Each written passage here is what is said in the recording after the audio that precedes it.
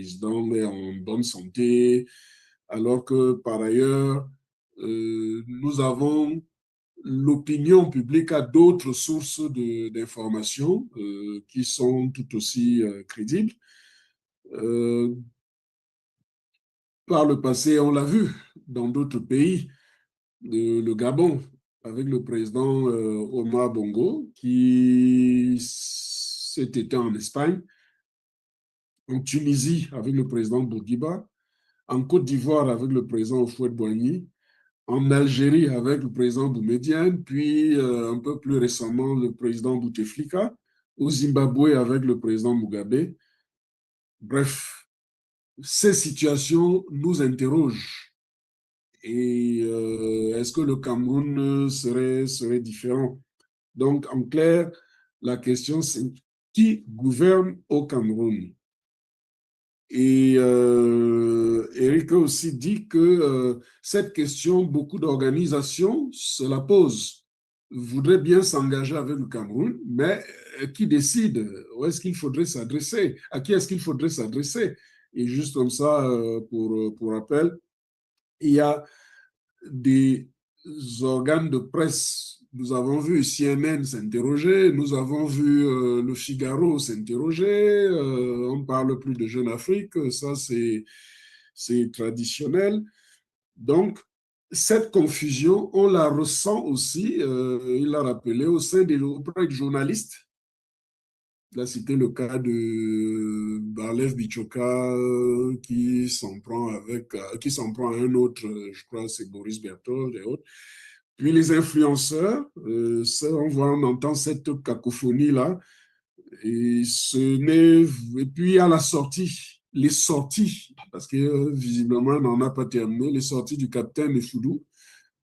Alors, la question c'est de savoir où se trouve la vérité. Parce qu'elle existe, bel et bien. Où se trouve la vérité et puis, accessoirement, qui devrait la dire? Évidemment, le dialogue, donc Eric a rappelé les deux piliers qui ressortent de tout ça. Le premier pilier est celui du dialogue. Le deuxième pilier, c'est la dichotomie entre le changement et le statu quo. Il faudrait bien se décider. Et le dialogue devrait pouvoir permettre de le faire. Cela suppose qu'il faudrait que nous prenions un peu de recul pour pouvoir en parler, mais qu'on se le dise bien, on n'a plus beaucoup de temps. C'est une affaire de semaines ou de mois. Donc, il faudrait bien que ce chantier soit clairement engagé pour que l'immense majorité des populations du Cameroun, les plus de 30 millions de Camerounais, qu'ils sachent vraiment à quoi s'en tenir. Donc voilà un peu la substance. Ce que j'ai pu noter. Merci beaucoup, Leopold. I will have to keep you, Leopold, put you, Leopold, on the spot. And obviously I'll follow up with Eric.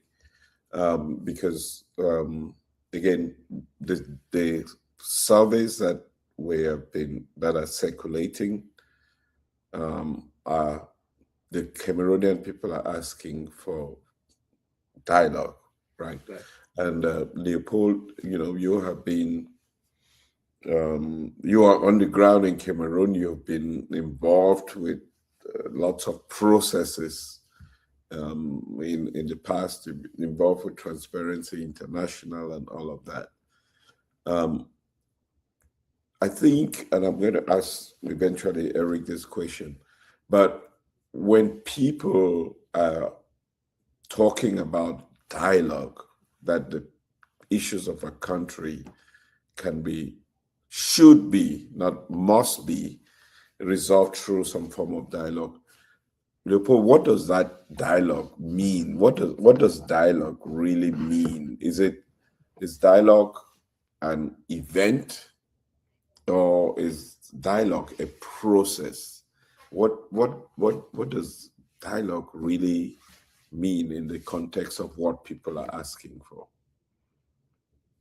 Merci, Harry. Il faudrait peut-être dire que la première chose qu'on devrait dire à propos du dialogue, c'est que c'est d'abord un acte d'humilité. Le dialogue veut dire que on est prêt à écouter d'autres personnes. Donc, on est prêt à accepter d'autres avis. Cela ne veut pas forcément dire que ces avis sont meilleurs ou pas, ou bien qu'on est en train de rechercher la raison, avoir raison, mais le dialogue suppose vraiment une communication franche, un échange franc entre les différentes parties prenantes. Si on va à un dialogue dans le but d'imposer son point de vue ou bien de démontrer sa force, le résultat ne pourra jamais être concluant. Et malheureusement, l'histoire de notre pays nous le démontre suffisamment. Si on prend le passé récent, les années 90, c'est assez récent. Il y a eu des dialogues avant. On se souvient de Fumban, 61. C'était des assises, supposées être de dialogue. Mais en 61, on pourrait dire que les acteurs n'étaient pas très libres parce que c'était sous contrôle de certaines forces étrangères. Mais si nous regardons dans un passé un peu plus récent, lorsque nous avons connu les événements de 90, la recherche vraiment du dialogue, il y a eu des assises, mais qui n'étaient pas sincères. 92, 96, puis 2008, puis tout récemment, le grand dialogue national auquel Eric avait assisté. Je me rappelle qu'il avait une importante mission en Corée, mais il a dû accepter de rester au Cameroun pour ça. Ça n'a rien produit comme résultat. Les engagements qui sont pris au cours d'un dialogue ne sont pas contraignants. Donc, on est libre de les appliquer ou pas. Je prends simplement le cas du statut spécial qui est sorti de ce grand dialogue qui n'a rien donné. Le Premier ministre dit que tous les sujets pourront être abordés. Un ministre estime que non, il y a des sujets qui ne peuvent pas être abordés, donc il y a des sujets qui sont tabous. Quelques années plus tard, nous tournons en rond et nous nous retrouvons encore avec, comme tu l'as bien rappelé, Harry, plus de 90% des Camerounais, toute langue confondue, estiment que la solution aux multiples crises du Cameroun doit passer par un dialogue. Mais nous ne mettons pas forcément la même chose dans le mot dialogue et il serait bon que nous aidions les Camerounais à comprendre ce que c'est que vraiment le dialogue, qu'est-ce qu'il faudrait mettre une fois pour toutes dans ce concept de dialogue. Il faudrait que les assises, que les résultats de ce dialogue-là soient vraiment applicables à tous, qu'ils soient contraignants. Comment le faire pour ne plus retomber dans les mêmes travers qu'avant. Donc voilà un peu ce que je peux dire effectivement pour ça, pour le dialogue. Il faudrait qu'on fasse très attention là-dessus. Les Camerounais veulent le dialogue, mais en fait, ils ne veulent pas plus un dialogue comme par le passé. Ils veulent un dialogue qui les amène vers un Cameroun nouveau. Un nouveau Cameroun, si on veut. Voilà un peu ce que je peux dire de ça. Oui. Merci beaucoup, Léopold. You're reminding me of the various forms of dialogue. At one point, it was un débat large. Voilà. Un grand débat. Un grand débat. Oui, et souvent, nous disions même que, bon, large débat, c'était une appellation contrôlée. Donc, oui, oui, oui. La conférence nationale est sans objet. Sans objet, and all of those processes that we have gone through. So this is not, so from what I understand from you, Leopold, this is when the Cameroonian people are saying we need some form of dialogue, It's not an event. It's it's not dates on the calendar. It's a transformation. It's a process that begins with our complete desire for change. Et tu te rappelles qu'on parlait même de dialogue inclusif. Inclusive. Est-ce que c'est qu'on m'incluait dedans? Yeah. It's all of these things. It's a process that should lead to an outcome that doesn't end sur un bout de papier. It's not. It has to be a process that continues. We're making commitments, and that continues. Eric, I would like to get your perspective on this question of what does it really mean to when the Cameroonian people say there has to be a dialogue. What does this mean? Yeah, it's. I think it was so beautifully said in French by Leopold that I really hope the English-speaking audience caught the essence of what Leopold said. He underscored the importance of when you go into a dialogue, why it's important to be humble, the importance of humility that should drive the process. So obviously, when we talk about the process, it cannot be an event. I want to answer that very quickly. And he underscored the fact that the exchange has to be honest. There is honest communication between the parties. What are we seeking, and what are we driving, trying to get to? What point are we trying to get to? And with regard to that, I think we're trying to get to the truth. And there are not multiplicities of truth. Truth is one. So defining truth, the values that add up to make our truth as Cameroonians, when we ask ourselves the question, how am I Cameroonian? There's got to be a common understanding of what it means to be Cameroonian. And it is that common understanding, it's the values that come into that definition that we should be trying to find. That is where our truth lies. That is our North Star as a nation. And that is where we should be going. Because it is that will help us resolve Cameroon's original sin. And that original sin goes all the way back into our history. We have to go back to find it. Leopold talked about the Fumban Conference, where the nation Cameroon, as we know it today, was created.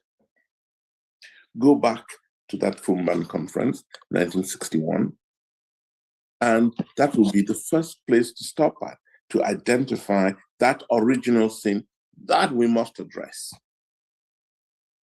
It is that which the grand, I think it was called the Major Dialogue or something, the Grand Dialogue, in 2019. That's what they were trying to address. That's how they came out, as Leopold said, with the special status as one way of trying to address that. But the problem goes way beyond that. And so when we talk about the need for this dialogue, this major, somebody just corrected me, Marilyn, thank you, major national dialogue. That's what it was called in 2019. We've got to figure out how we address that problem. And it's in doing that, I think, that we engage in this dialogue that will lead us to a new Cameroon. So again, I come back to your question, Eric. It is a process, but we've got to engage it, and we've got to move with it. We've got to figure out how we become that nation.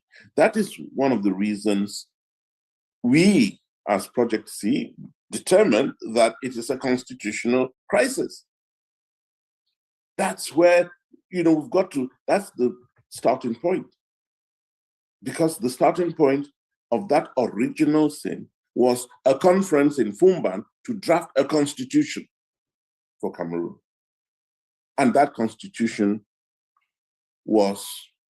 has been torn apart. I mean, in 1966, for starters, they decided the first page of that constitution was torn out. 1972, the core of that constitution was destroyed. 1984, it ceased to exist. And with each step in the process of destruction, the nation Cameroon failed to exist increasingly. We've got to go back to that. We've got to go back to that. We're being told that, yes, the constitution was drafted by the French for a whole variety of reasons. Because a constitution is supposed to respond to the demands, to the aspirations of a people. And if a constitution does not respond to that, then it should not be the constitution. One of the best constitutions in the world today remains the American Constitution, because it speaks to the humanity of the American nation. It speaks to the demands and the desires of the American nation. We've got to take Cameroon back to that point. Go back to the point of departure and fix the problem. Otherwise, I think for a long time, I will just see a country that is like a rudderless ship in the middle of an ocean. Yeah, thank you, Eric. And please, Leopold, feel free if you want to come in and either clarify in French some of the things that Eric has highlighted. But I also want to... I translated actually what Leopold said. You translated what Leopold was saying. Tout à fait. Et beaucoup loin même des aspects vraiment importants, fondamentaux, qui touchent effectivement notre dialogue.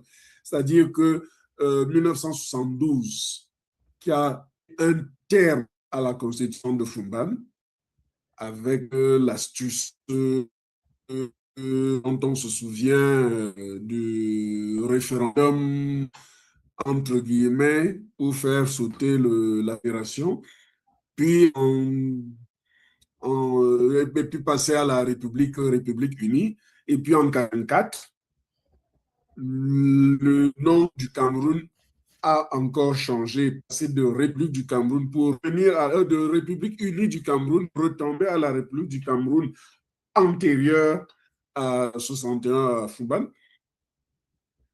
Et le dialogue national devant toute... Parce qu'il faut rappeler que pendant le grand dialogue national, le cardinal Toumi avait du mal à organiser la All Anglophone Conference et autres qui devaient amener, qui est encore une fois de plus un dialogue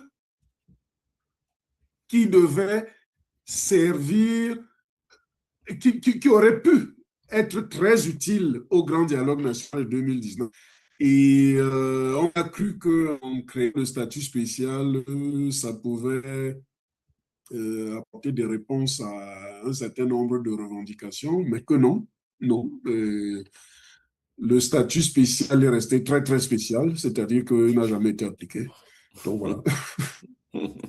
Il faut souligner, le fait qu'en 1984, c'est quand M. Biya a changé la Constitution pour que le Cameroun redevienne la République du Cameroun qui existait avant le Cameroun fédéral de 1961, quand le président de la République a décidé que le Cameroun redevenait la République du Cameroun et pas la République fédérale, et encore moins République du Cameroun.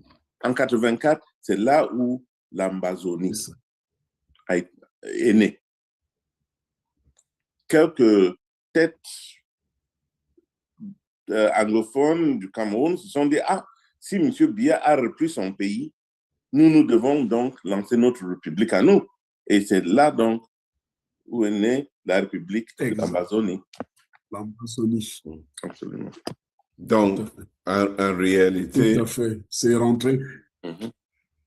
En réalité, le Cameroun n'existe plus. En réalité. Et nous, avec ce processus, il est soit le moment opportun de nous redéfinir, de redéfinir ce qui est le Cameroun. Absolument. Et, on doit le faire ensemble. Ensemble. 30 millions de Camerounais. Ensemble. Doivent... En reconnaissant les fondamentaux d'un système. Vraiment, les fondamentaux d'un système. Alors, je vais seulement citer 4. C'est-à-dire que le principe de l'intégration, le principe de la totalité, le principe de l'organisation et le principe de la complexité. C'est-à-dire, vraiment de façon simple, quand on dit le principe de l'intégration, cela nous rappelle ce que nous vivons là en ce moment, c'est-à-dire que le principe de la non-séparabilité. Parce que toutes les divisions que des gens essaient d'entretenir et autres là, ça pose ce problème d'organisation. Le principe de la totalité, ça veut dire quoi? Ça veut dire que la somme des éléments d'un système ne constitue pas le système. C'est-à-dire que si vous prenez 2 bras, 2 jambes, une tête, un corps, comme ça éparpillé, ça ne vous fait pas un homme, ça ne vous fait pas un être humain. C'est-à-dire que c'est beaucoup plus ça. Même si le corps humain comprend toutes ces parties-là.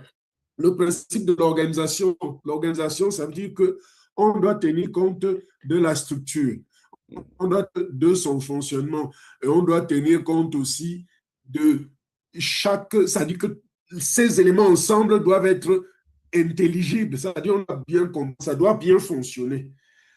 Et enfin, le principe, comme je dis, de la complexité. Il faut reconnaître que la diversité du Cameroun, c'est ça qui fait sa complexité et en même temps sa richesse. Parce que si on néglige l'un de ces aspects-là, on aboutit à ce que nous sommes en train de vivre. C'est-à-dire que des apprentis sorciers, pour reprendre un terme, et on aboutit, on n'avance pas. Je dis que voilà, on peut réfléchir là-dessus, mais ça tout tourne autour du dialogue. Ça dit que ça doit communiquer. Yeah. I think it's worthwhile underscoring the same things Leopold has said in English. You know, the fundamental principles that will drive this process of the dialogue that we seek. You know, the principles of integration, which you mentioned, of the inseparability of a people. If we're going to go in that direction, if that's what we want, we have to move towards that totality, that sense of non-separability. And the organizational, he understood the importance of the tools of organization that must come together, and a recognition, which was his 4th point, of the complexity, why we must accept that. That complexity is seen in our diversity, and we must integrate the fact that that diversity is wealth. So it is. Et la respecter, en plus. Yes, and so we must understand it and respect it. Again, this is what comes into the dialogue that we're talking about, that ultimately it will be defined by this constitution that we seek to establish. I think we're on to.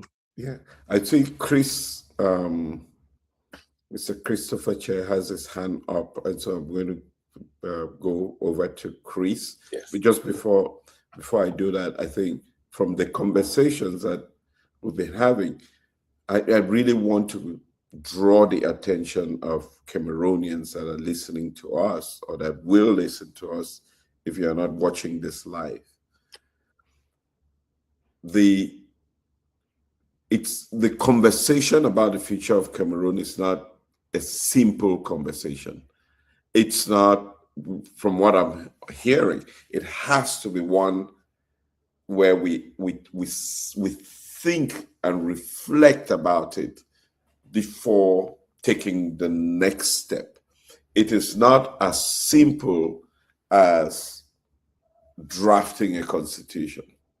It is not as simple as the form of the state, whether it's unitary, federal, or special status. No, all of those things, you could say that that's what you want, but it's more than that. You have to reflect deeper, and that reflection must take into consideration the obvious challenges that may be seen as an obstacle to Leopold's point, but are actually an opportunity. It's the question of diversity, for example. How can this country, this unique country, capitalize on this strength that has been an obstacle for 65 years? It is such a strength that we are of bilingual colonial heritage as a country, that we are so diversified in ethnicity. And you can go even further in wealth, in the wealth of the country and natural resources. How can we have to think as a country how this wealth that we have below the soil makes every child that is born in our country by the year 2030 be the owner of the country in essence, and that by the time they get to the age of 18, a shareholder of the country, and a stakeholder, a stakeholder of the country. Yes. So that and what will that do for that child is that they will not only be a shareholder, they'll be a stakeholder. Stakeholder. Yeah, because a stakeholder means their own lives will be committed to what becomes of our country. It defines. Et nous avons les mêmes parts, hein? Les mêmes parts. C'est pas que quelqu'un a plus de parts que d'autres. Yes, yes. I mean, I watched last week the goalkeeper. What's her name? Behina Mikhaila. Behina Mikhaili. Yes. Mikhaili. You know, yes, you have people that committed, whether patriotic, that talented. That add to that being a stakeholder of the country. Yeah. What that will give in terms of motivation. Harry, je t'en prie, juste une petite parenthèse, parce que tu viens de quelque chose de fondamental en parlant du football. Voilà nos jeunes sœurs. Pêcher, repêcher, parce qu'elles n'étaient pas directement qualifiées pour cette compétition et qui vont en finale. Voilà une image de ce que le Cameroun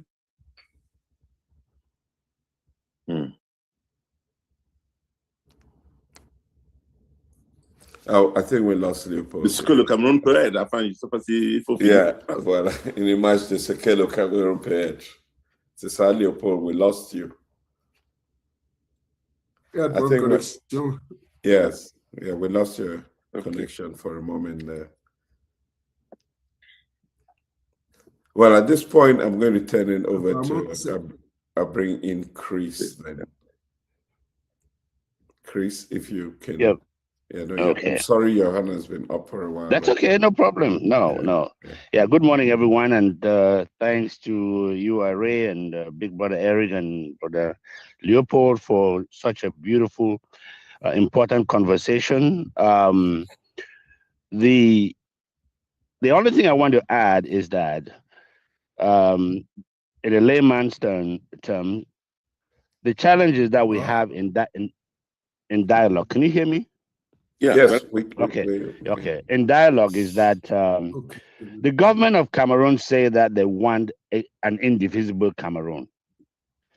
but they act as if they don't want a united Cameroon during dialogue, because in dialogue, they're looking at certain segments of the country with some form T'entends of pas bien, Chris.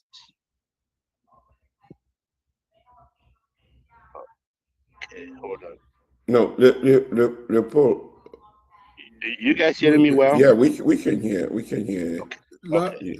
on n'entend plus, on n'entend plus Chris. No, Ah, Paul, là I maintenant think. on entend, oui.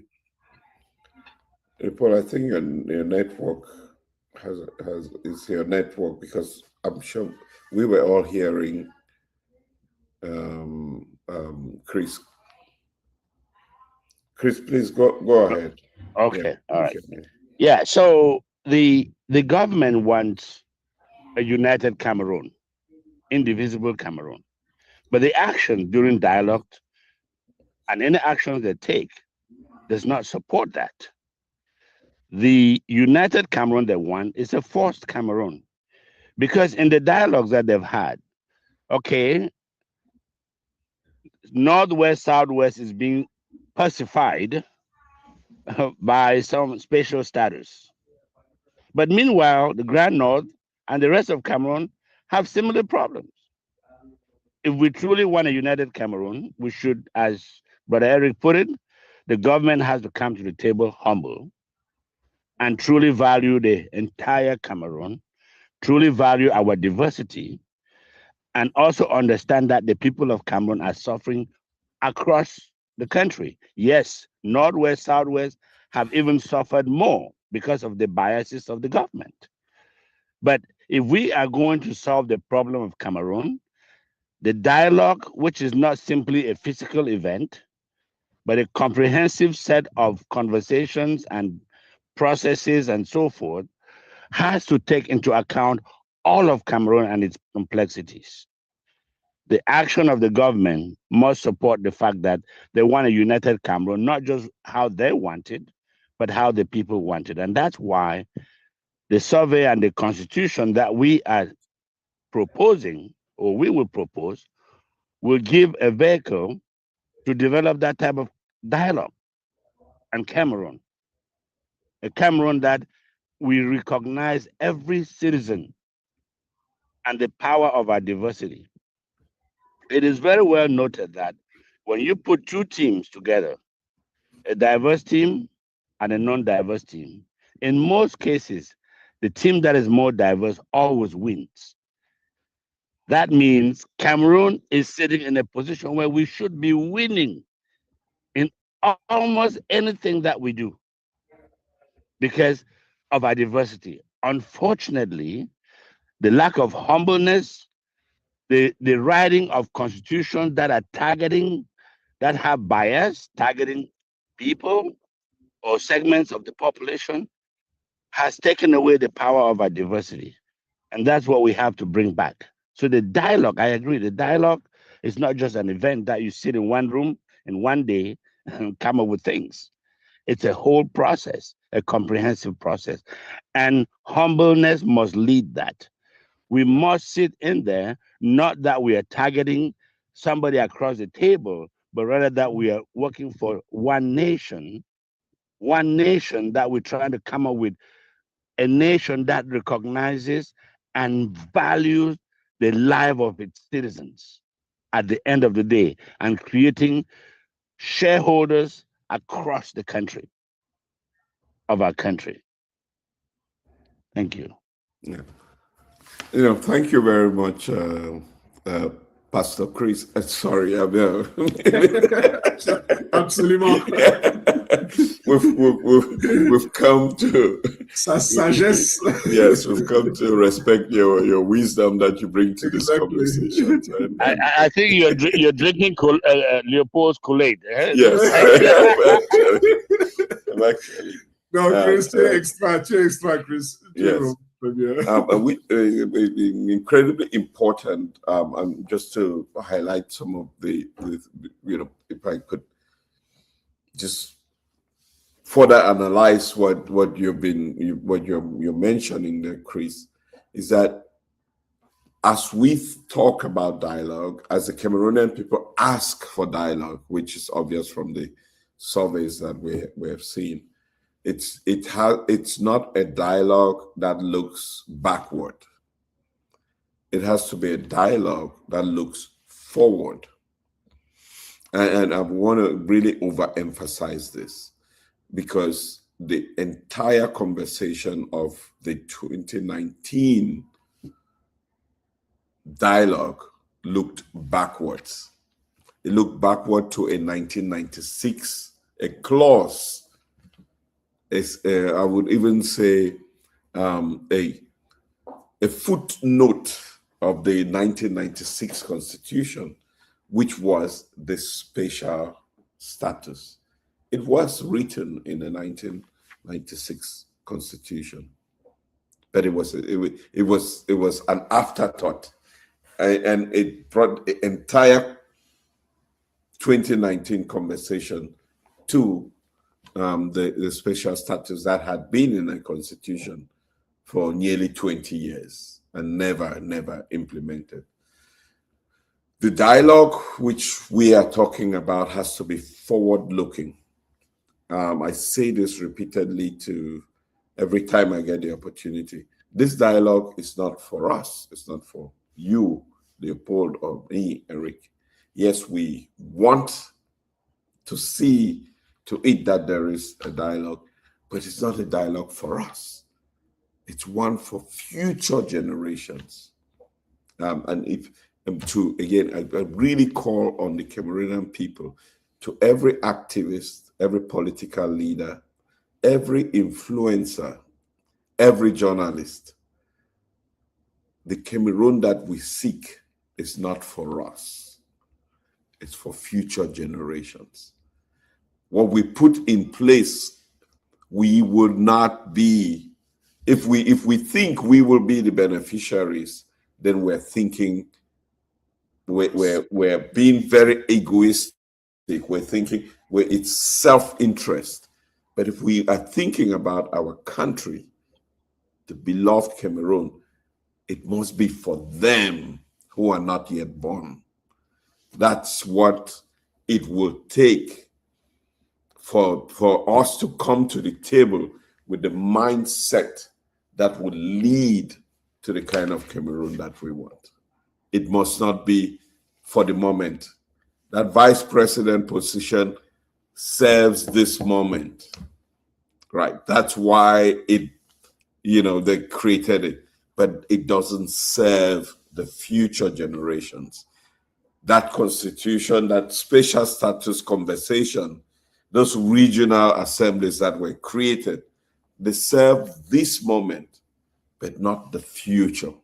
And that's what the Cameroonian people are asking for, a sincere dialogue, a process that will, but what will that look like? And Eric, I want to bring you in here. And I would say to anybody, if you have any comments, questions, contribution to this conversation, please feel free to raise your hand, and we'll give you the opportunity to be part of the conversation and contribute your ideas. You could also drop your comments in the chat. Eric, we have gone through a very, very painful process as a country, whether it is the elections from 1992, whether it is the events of 2008. We went through the elections in 2018, and we went through the elections in 2025. We've seen the Anglophone crisis and people's lives that have been lost. It's a lot of people are in pain, and people have their convictions about the country that they want and all of that. But how do we get these people who are deeply entrenched in their convictions to get together and think about the future of Cameroon? What will that take? And even push you a little further. What role can Project C play in this process?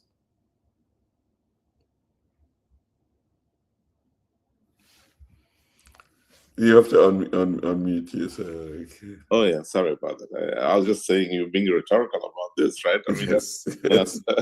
Yes. No, you know, as far as we're concerned, I'm concerned, you're concerned, people.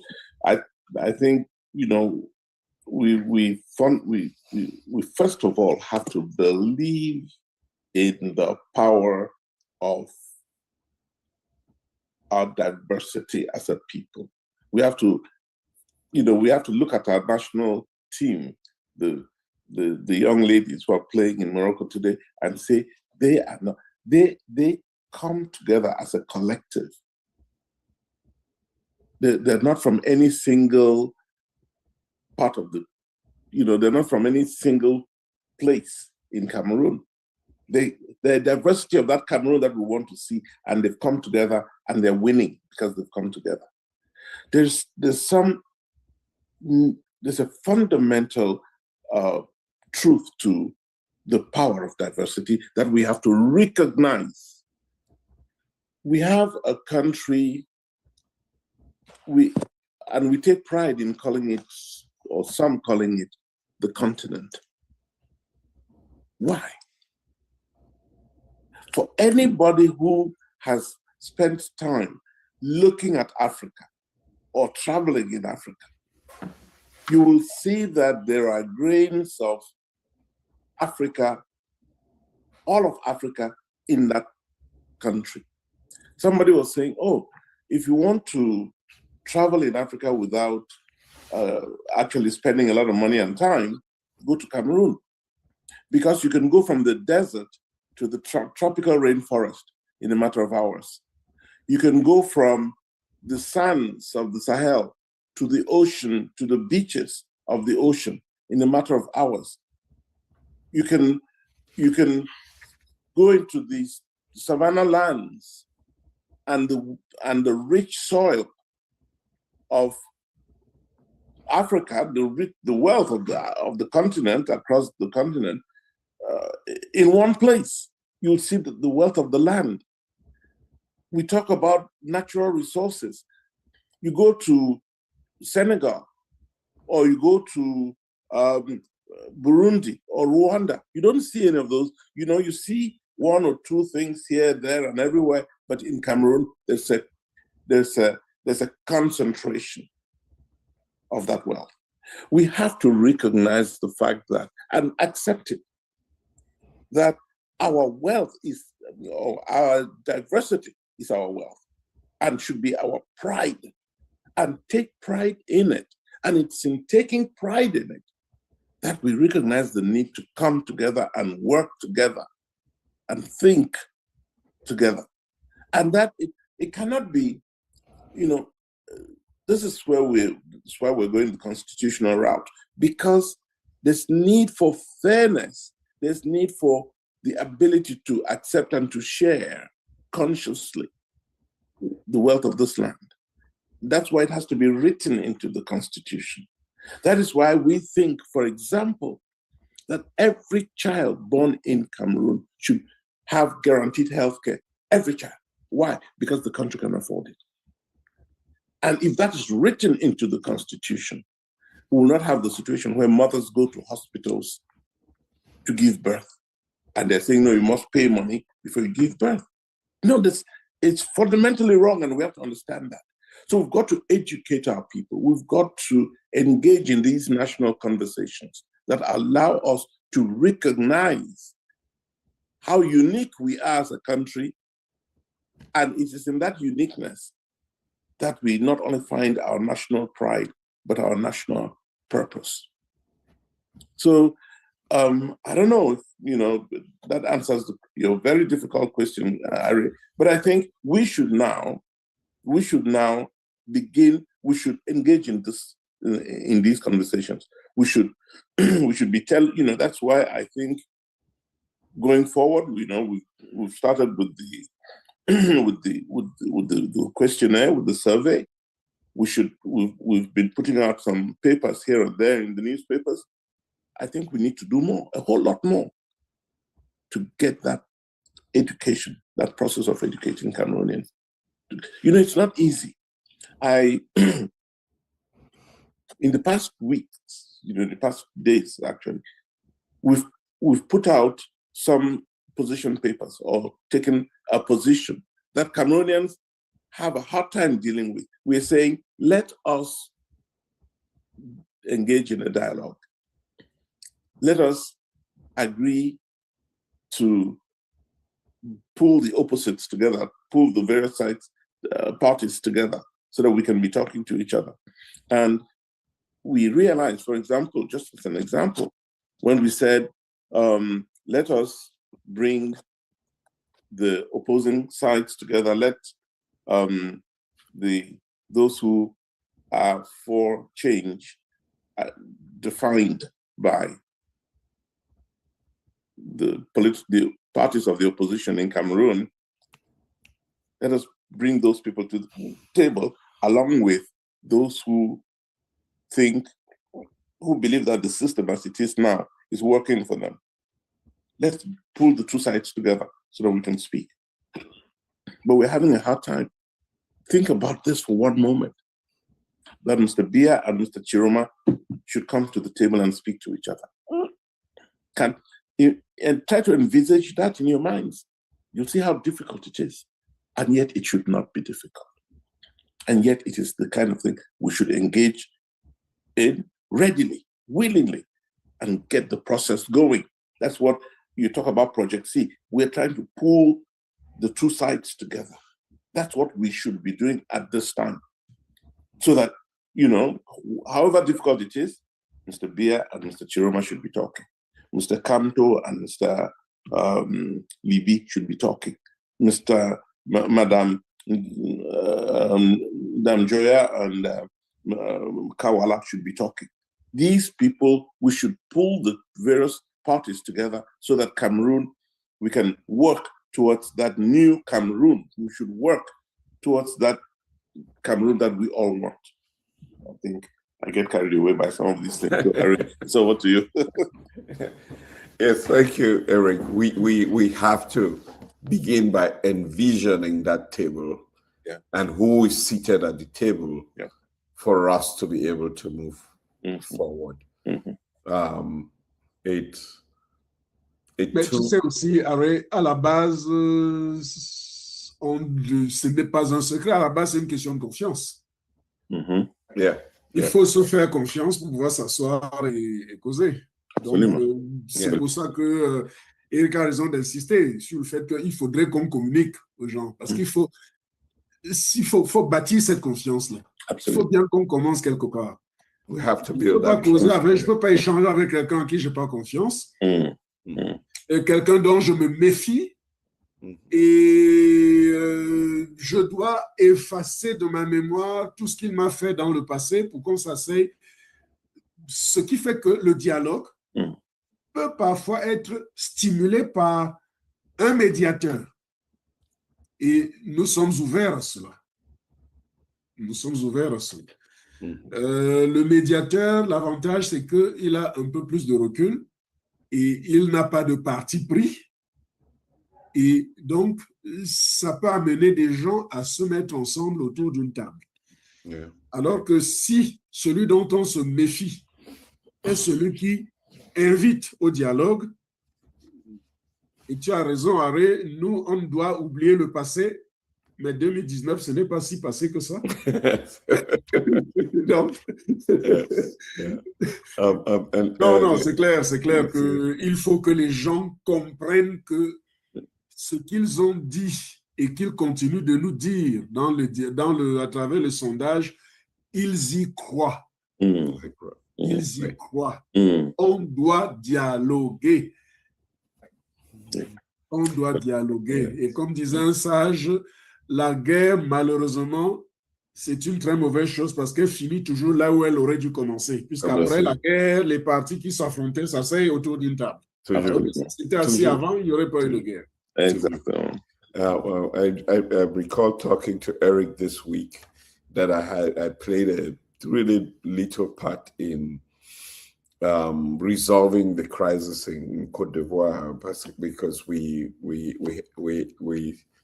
had something, my organization at the time, we initiated something called La Caravane de la Paix, which went from south of Côte d'Ivoire right up to the north, Korobuake, where the rebels were in the north and the government was in the south. And we took the Ivorian flag to every stakeholder, the various factions, for them to sign on the Ivorian flag that they were committed to peace. And then brought the flag back to Abidjan. And that was what initiated the dialogue between the various factions in Abidjan. Symbolic gestures are the first way in which you initiate a dialogue. It's not a speech. It's people have to manifest a commitment to dialogue.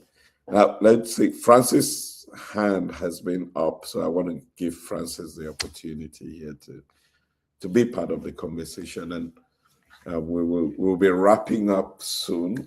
I have to run up. We had maybe 9 minutes, and if I have to go out, I'd allow Eric and Leopold continue the conversation. But Francis, you have the floor.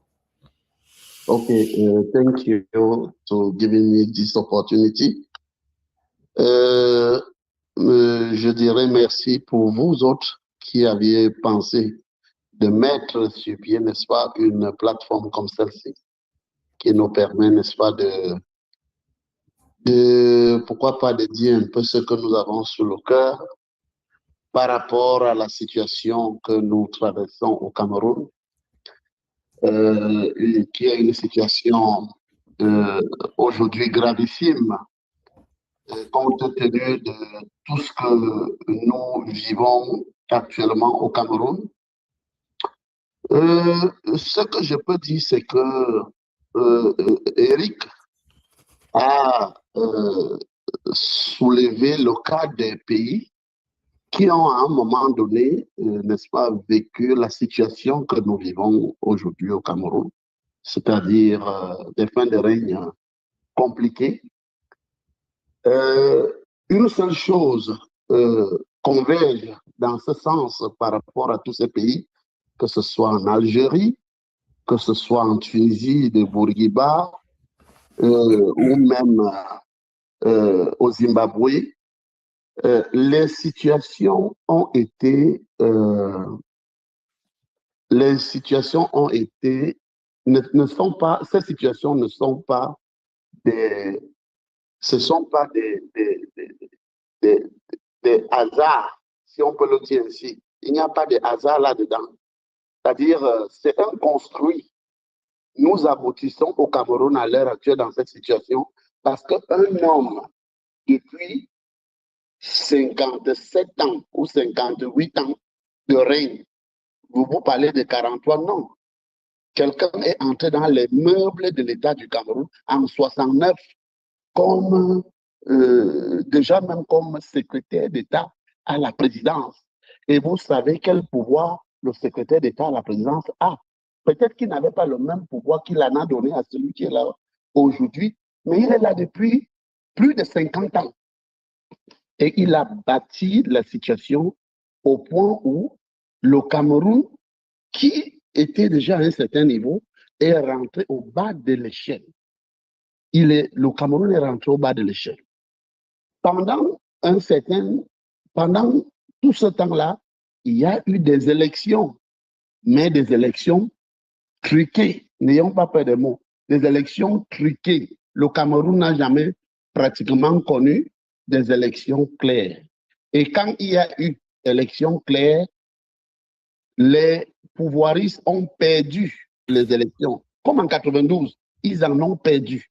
En 2018, ils en ont perdu. Et nous sommes partis des élections et nous revenons pratiquement Je vous ai dit qu'il n'y a pas un hasard là-dedans. Nous revenons pratiquement à la nomination d'un vice-président. Donc, des élections, des fausses élections, on écarte des fausses élections maintenant, c'est la nomination d'un vice-président. Et je dis, c'est malheureux. Malheureux dans la mesure où nous sommes, je vis aux États-Unis et il y en a beaucoup qui vivent là. C'est le fruit. Nous nous retrouvons dans un pays comme celui-ci parce que des hommes d'État, je dis bien des hommes d'État, pas des hommes, pas des présidents, des hommes d'État ont mis sur pied une constitution qui permet que nous puissions bénéficier des États-Unis aujourd'hui. Ils n'ont pas mis sur pied une constitution taillée à leur mesure, mais ils ont mis sur pied une constitution pour l'éternité. Est-ce qu'au Cameroun, on est prêt à mettre sur pied une constitution pour l'éternité? Je ne pense pas. Je crois au dialogue, mais j'ai des doutes. Avec qui allons-nous dialoguer? Ceux-là qui sont à Yaoundé, ça ne sera pas une mince affaire. Mais je voudrais aussi dire, quelqu'un l'a souligné là tout à l'heure, il n'y a pas de dialogue sans témoin du dialogue. Sans témoin du dialogue. Et les témoins du dialogue ne sont pas forcément des Camerounais. Vous savez pourquoi les petites parts de dialogue qu'on a initiées a échoué? Parce que chaque fois, Yaoundé s'est rendu compte qu'il y a des regards extérieurs, ils ont détruit. Que ce soit au Canada, que ce soit parce qu'il y aura des preuves pour dire non, vous étiez là, vous avez accepté ce que vous avez. Mais dès qu'ils sentent qu'il y a un regard extérieur, ils font capoter par une manière ou l'autre. Pourquoi? Parce qu'ils ne sont pas prêts pour le dialogue. Ils nous ont tempêté les oreilles avec le statut spécial. Aujourd'hui, ils ont honte, ils n'en parlent même plus. Ils nous ont tempêté les oreilles avec le Cameroun un et indivisible. Aujourd'hui, ils en ont calmé un peu. Ils nous ont aussi tempêté les oreilles, n'est-ce pas, avec, il y a des expressions qui revenaient chaque fois.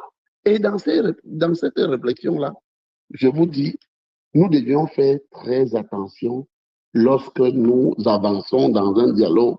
Il faut absolument qu'il y ait des témoins. S'il n'y a pas de témoins, c'est un dialogue qui va échouer. Pas un faux dialogue. Ce n'est pas un faux dialogue.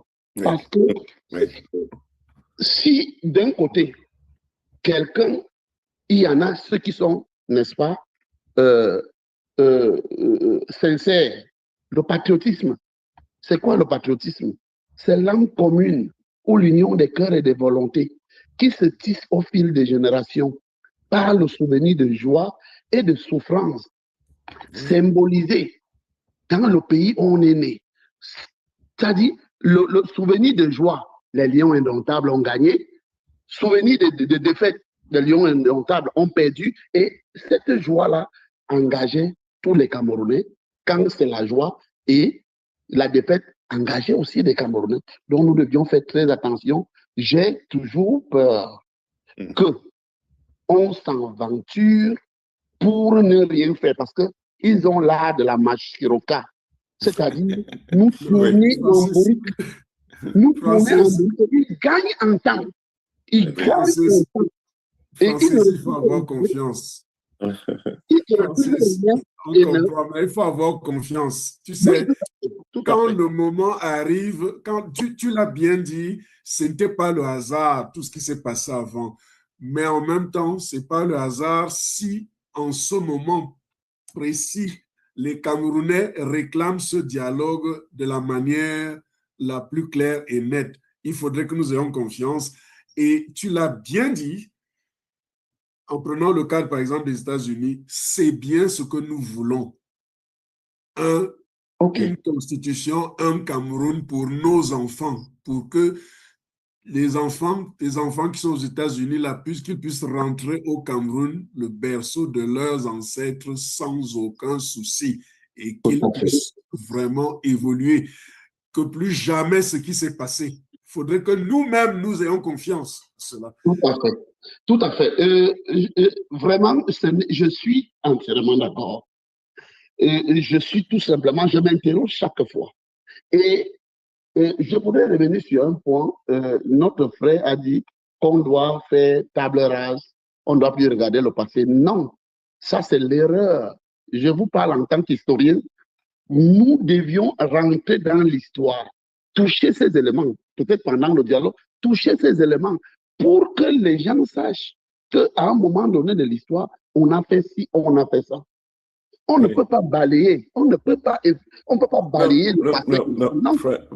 Francis, pour être clair, je n'ai pas dit qu'il faut oublier le passé. Non,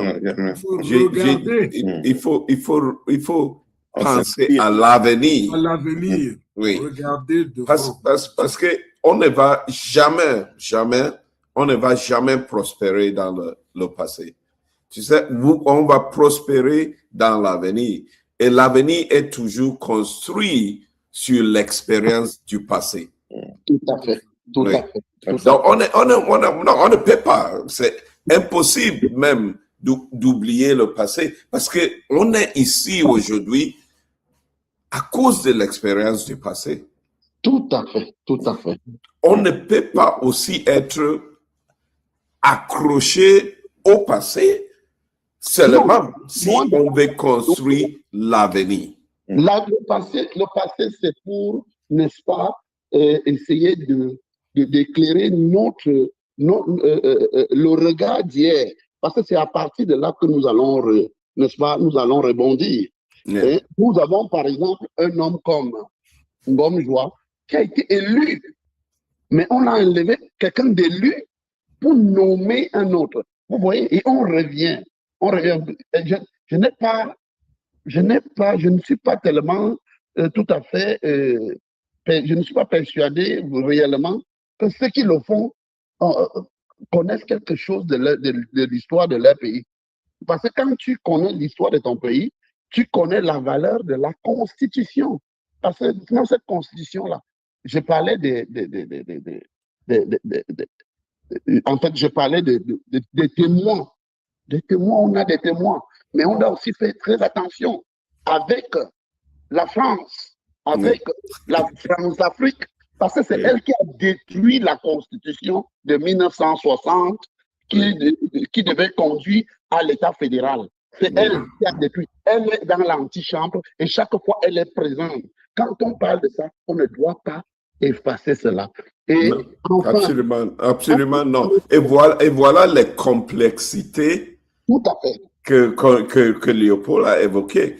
On doit, si on veut construire le Cameroun, on doit accepter ces complexités. Même assis sur la table, il y aura des discussions dans l'antichambre. Ça, c'est des complexités qu'il faut accepter pour construire l'avenir. Parce que si on ne regarde pas ce côté-là, vraiment, on risque de se fourvoyer. Elle est là. La France-Afrique est là. Elle est présente. C'est elle qui torpille. J'ai mon enseignant, quand j'étais à l'école normale de Yaoundé, qui nous disait chaque fois que si nous regardons la situation du Cameroun sans toucher ces éléments, la France-Afrique, avec toutes ces méandres, si on regarde le Cameroun juste par rapport à ce qui dirige à Yaoundé, ce qu'on sait fourvoyer. L'opposition aujourd'hui a échoué, non, pas échoué. Les autorités de Yaoundé, avec les forces extérieures, ont détruit, laminé l'opposition. Et aujourd'hui, vraiment, la situation devient très, très compliquée parce que, comme je l'ai dit, parce que ceux qui sont à Yaoundé l'ont voulu. Ils ont voulu que ce soit ainsi. Mais Francis, c'est à la base, c'est une question de stratégie. Donc, fais confiance. c'est une question de stratégie. On tire les leçons du passé, absolument, mais maintenant, le reste, c'est une question de stratégie. France-Afrique, Russe-Afrique, Amère-Afrique, Chine-Afrique, c'est une affaire de Sino-Afrique, voilà. Oui, et c'est cette confiance-là, pour terminer, c'est cette confiance-là qui nous a amenés là. Parce qu'à Fumban, il y avait un camp qui avait confiance. Et un autre avec son plan agenda derrière. Francis, la stratégie. On s'en sort. Ce qui se passe au Cameroun, c'est déjà produit dans d'autres pays et ils s'en sont sortis, tu le sais, en bonne histoire. Donc, c'est ça qui devrait nous inspirer. Et je dis, c'est comme dans tout combat, c'est d'abord la stratégie. Ensuite, les tactiques et autres pour pouvoir mettre ça en œuvre. Mais à la base, c'est d'abord la confiance. And this is why, and to everybody who is listening, because I know we have an audience that is here, but we have Cameroonians that are going to, thousands of Cameroonians that are watching us, and I watch this every week. 10,000 people cumulatively watch this Zooms that we do. And it's important for us to speak to those people, to Cameroonians about this. This is why we are not looking at dialogue as an event. It's a process. This is why we have initiated a process which has been a conversation with the Cameroonian people first. This surveys we are doing, if you have not taken the survey, take the survey. Be part of the conversation. It's a piece of it. It's just one part of it. The next steps is a conversation about the process, the stakeholders, the various people with diverse backgrounds, sharing their thoughts about the process, this dialogue we're talking about. Francis, this is part of the conversation. Exactly. We now know that we have to build that trust.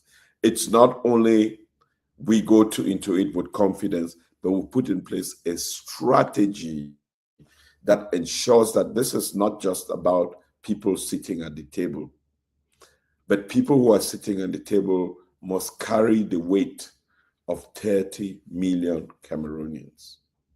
It cannot be me, it cannot be Eric, it cannot just be Leopold, Francis, Chris, Cado, Shira, or it has to be each one of us playing our part, representing 30 million Cameroonians.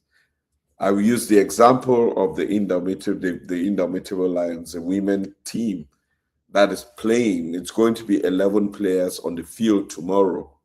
Those 11 players are not just representing their prime du match. That's not why they are there. They are representing the colors of our country, Cameroon. They are representing the hopes, the aspirations, the wishes of 30 million Cameroonians. That's the gravity of what takes them into the pitch tomorrow.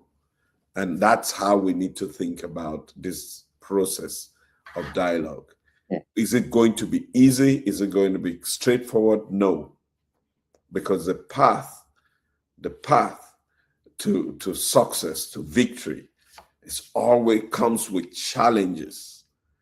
And we need to accept that, but we must be committed to victory. Yeah.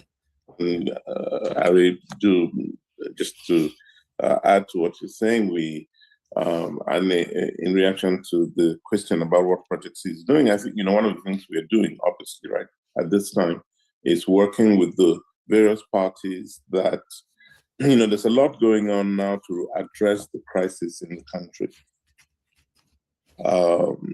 You must have seen what Mr.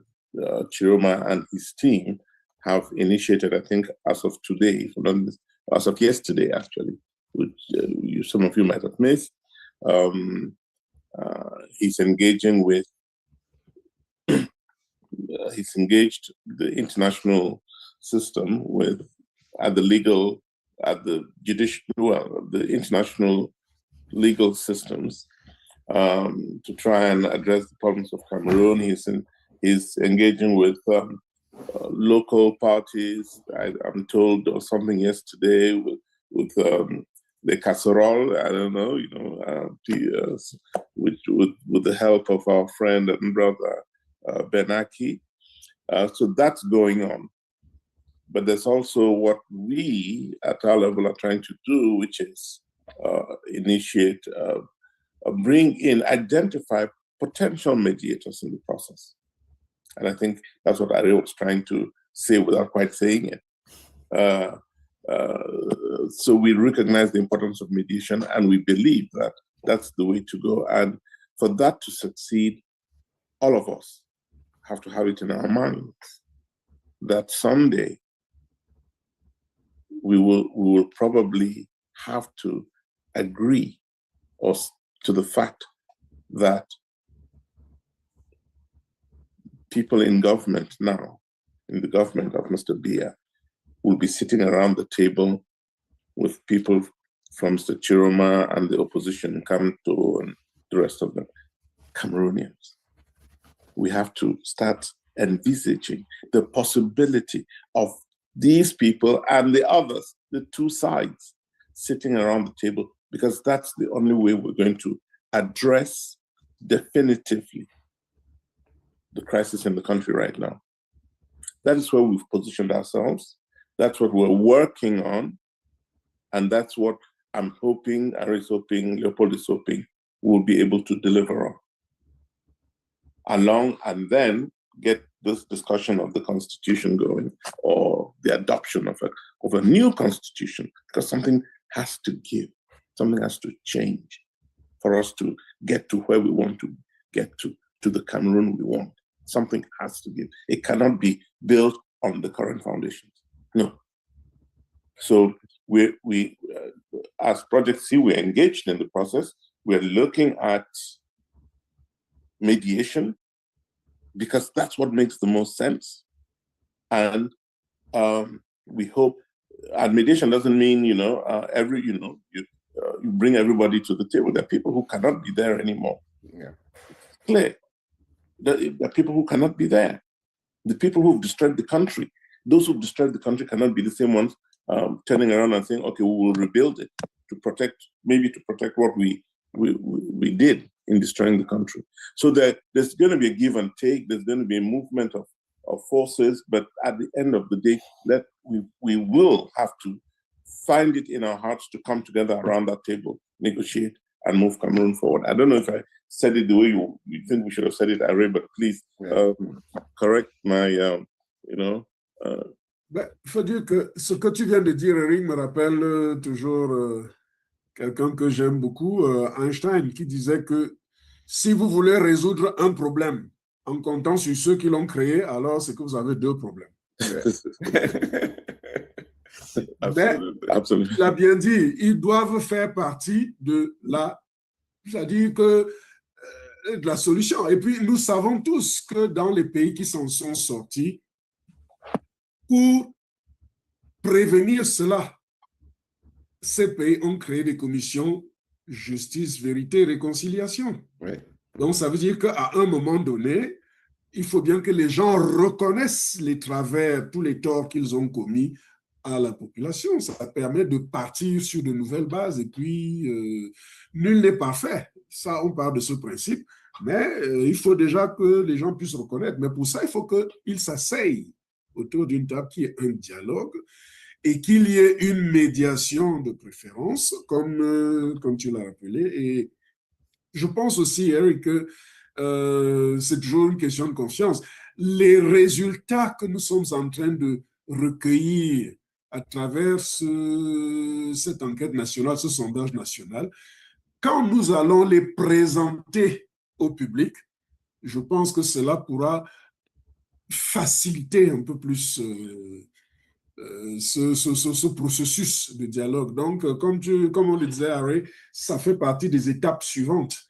Parce qu'il faudra bien qu'on communique autour de ces résultats, parce que c'est très, très parlant. C'est une forme de miroir placé devant chaque Camerounais, et puis nous nous reconnaissons là-dedans. Il faut qu'on l'accepte, et puis ça fait partie de notre diversité, et donc que nous devons transformer en richesse. Let's see. Voilà un peu. So to conclude, let me say this to Cameroonians, to all of you that are on this Zoom today. This dialogue we're talking about is not about us. It's not just about Project C. It's about Cameroon. Please do not come to this conversation as an outsider. Be part of this conversation. Own this process. If you leave this call today, talk to your brother, a fellow Cameroonian. Be a stakeholder. Talk to your sister, a fellow Cameroonian. Talk to the opposition, they are fellow Cameroonians. They may speak a different language. They may come from different ethnicity, but they are fellow Cameroonians. They may be entrenched in their position. You may disagree with them, but isn't that the beauty of what we're trying to construct? That even with those that we disagree, we share a common destiny. And we share a common origin and a common destiny. And that's what we want to build. We don't want to run away from it. We want to embrace it. And so we ask of you to support this movement in all ways possible. Make a contribution to Project C. Across the country this week, we are running a radio spots asking for people to be open to a dialogue. We're educating, we're inspiring, we're engaging Cameroonians to think differently. We're changing the narrative on the ground in Cameroon. Let's not only focus on the life of the president, which is incredibly important, but more important is the life of 30 million Cameroonians. And so we have to start thinking about that. How do we think about the sum total of us and not just the part of us? So we ask for your help. Share this link with others. Be open to having this conversation. Support the movement for us to be able to bring together the parties necessary to the table. It takes resources. Go to our website, projectcameroon.com, and make your contribution. If you are in Cameroon, reach out to us. We will be happy to work with you to get your contribution for us to do the things that are necessary to inspire, to educate, and engage Cameroonians. Everything is possible if we believe in it, if we can dream it, we can achieve it. And that's our hope. We are here to work, not three of us, not a handful of us, but every one of you has to be part of this solution. So thank you for your sacrifice, your commitment, your continuous support, your presence on these conversations. Next week, we're looking to bring in an outside expert, not a Cameroonian, a university professor that has been involved in negotiating what happened in the Balkans after the Balkan Wars, and who would share some of her thoughts about how we can make this happen. So we're really working behind the scenes to not just have a conversation with you, but to actually make this happen, to build that trust that Francis was talking about, but go beyond just trust, but to hold ourselves accountable to the outcomes. I really want to thank you all for being here. We have to stop here for today. We'll be back next Saturday. And in between, please stay tuned to our messages, share everything that you can, and let's make this, and let's have a wonderful week ahead of you. Thank you. Merci beaucoup. Merci. Très bon week-end à tous. Merci. Thanks, everybody. Have a good weekend.